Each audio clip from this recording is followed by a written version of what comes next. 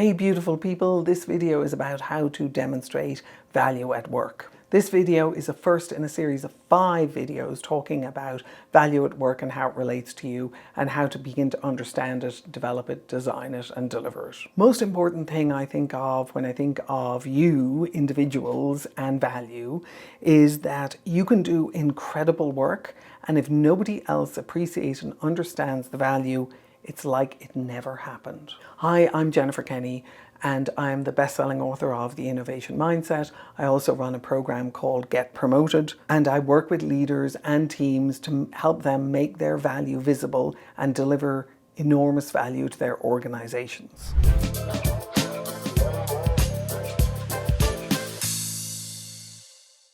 I run a program for mid-career people which is called Get Promoted.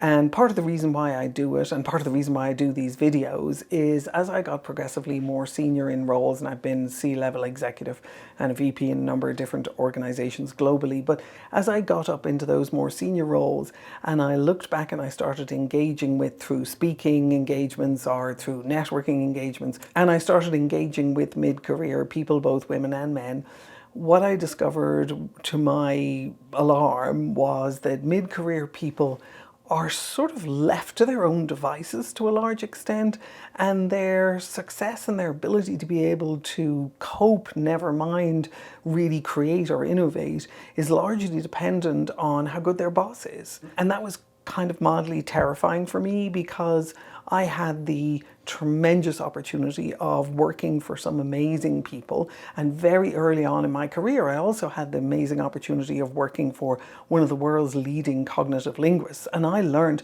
the language of execution inside organizations. And because I had a handle on that, I was really well able to look after myself, and so I wasn't always kind of grappling with questions about how do I demonstrate value at work. I had a practice for it, I had a methodology for it, I understood how to go about it, and I didn't feel awkward or embarrassed about it. I didn't consider it like bragging. I don't like bragging, but I didn't consider it like bragging. I considered it as being in alignment with the value that the organization creates. And so I built out this program, and one of the things that I've seen consistently on the program is beautiful, well-intentioned, highly valuable people who contribute an enormous amount to their organization and to those around them, highly skilled people who have put themselves through lots of continuing education. They are still in some places stuck doing incredible work and waiting for someone else to see the value. For me, that's absolutely heartbreaking. So I'm going to dive in this video, talk about that, talk about how to change that. If you're one of those people, let's turn that around for you quickly. So one of the things that people prescribe when you say to them, how do I show my value at work? They will say, well, you need to align with the business goals and objectives. Aligning with the business goals and objectives is all great and fine, and I think that's important to do. And I think if you don't pay attention to that, you don't know what it is, you're probably not doing a good job in the first place. But if you're doing a good job and you know what the business goals and objectives are, much more important, I believe, in terms of other people understanding your value, is for you to understand your value. So what is the value impact that you are having? So think about any work, any project that you are on right now, and tell me whether or not you can put a metric around the value that you are creating. So let me give you an example. One of the amazing women that I work with as part of the Get Promoted program that I run it came to me with this exact problem. And she said, we're having a one-on-one session. And she said, look, how do I talk about the value that I am creating? And I said, well, how are you measuring yourself? Well, I work in the project organization and we don't really have very clear metrics. And I'm like, okay, time out. What we need to look at now is we need to look at you declaring your own metrics. So that sounds like it's total anarchy inside an organization, particularly a very, very highly structured one. But one of the things that you can do that's a very simple step forward is if you begin to identify who you are doing work for, and I mean individually who you are doing work for, not another department. You have a customer who you regularly interact with on your team or in another department. They ask you to do work. You deliver valuable work for them. That could be your boss, or it could be somebody else inside your team, or it could be somebody in another department.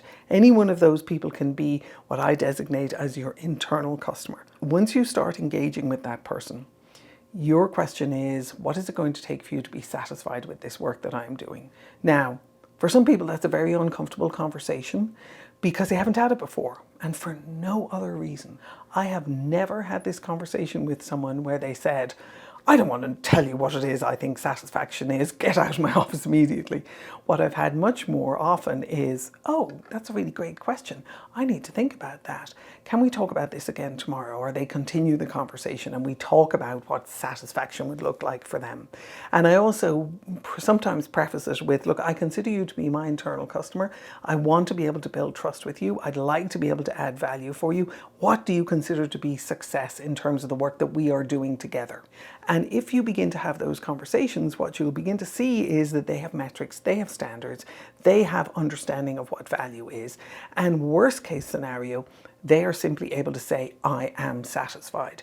One of the absolute basic metrics that you could use is ask the customer, were they satisfied? Who has not been in an airport or event bathroom where there's those little happy faces coming out at the end of a concert or coming out on your route to somewhere other than the bathroom, where you go, how was our bathroom facility? Were you a super happy face or you were a super grumpy face? If your customer is able to say, I am satisfied, that is the beginning of you declaring your own metrics. So in 6 months, you might be able to say, I did 5 projects, small projects for 6 different people, and each one of them have declared that they are satisfied. Now I'm actually beginning to measure myself. If I show up as someone who's interested in measuring myself, I show up as someone who's interested in leadership and how leadership works. I show up as someone who is looking to align with the business priorities. Now, the other thing that I recommend to people that they do is they read the annual report. If your company is public, it publishes an annual report. It'll give you the context that you're working in, and if it doesn't make any sense to you in the beginning, read it again and come back to it 6 months later and read it again. Find someone who understands annual reports and go talk to them. That's the context that you're working in. That's the context that your company is looking for you to add value. That is the context that will make sense of the business priorities that I mentioned a minute ago. So the other thing that you can do that I have found to be incredibly valuable for people who are beginning on this journey, beginning this conversation, is that you communicate outcomes, not just activities. So because work comes to us as tasks and activities, and we because of that way of working, what I call input, process, output, we have distanced ourselves from the idea of customer satisfaction being something that we would deliver inside a company on a daily basis, even though we're not measured on that as part of our KPIs or OKRs. Instead of saying, I worked on X, which is an activity, say, I delivered X result, so or Y result. What is the result that you delivered? What's the impact that you had? So that moves you away from someone who is simply checking tasks off a list and moves you into the role of somebody who is concerned about value, who understands impact, and who's able to talk about it in terms of measurements.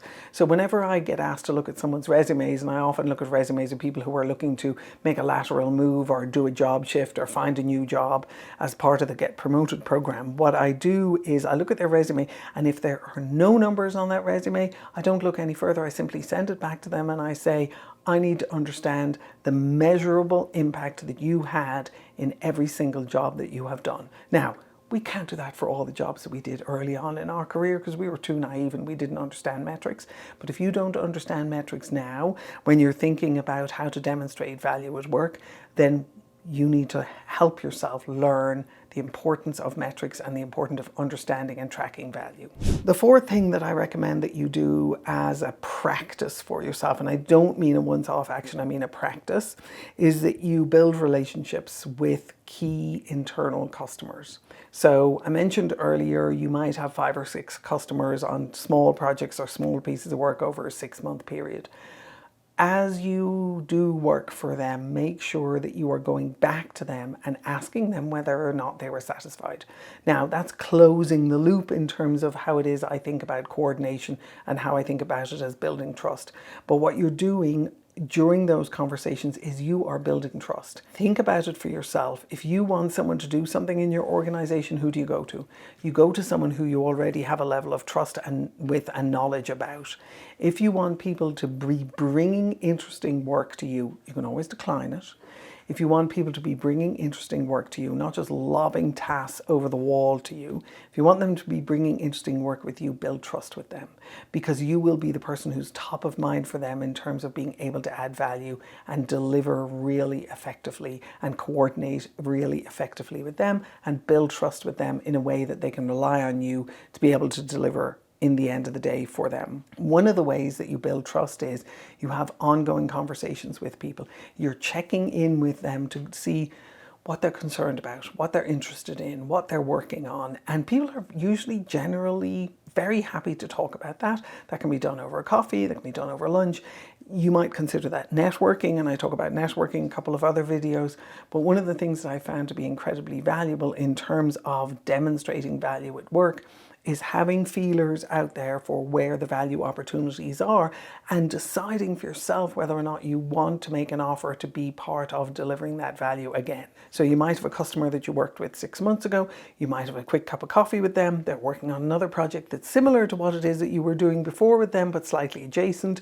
It comes under the umbrella of your team. That might be something you can go back to your boss and go, hey, I worked with whoever it was before, I'd like to work with them again. We're building trust with each other. I delivered satisfactorily for them. I measured it and I asked them. And I'm now interested in the metrics they're looking to produce for their department. And this is a project that I would like to work on. Is that something I could be put on? So you're making an offer to your boss to be part of value that their group is delivering for another department. So as you think about how you demonstrate value at work, don't think about it as blowing your own horn.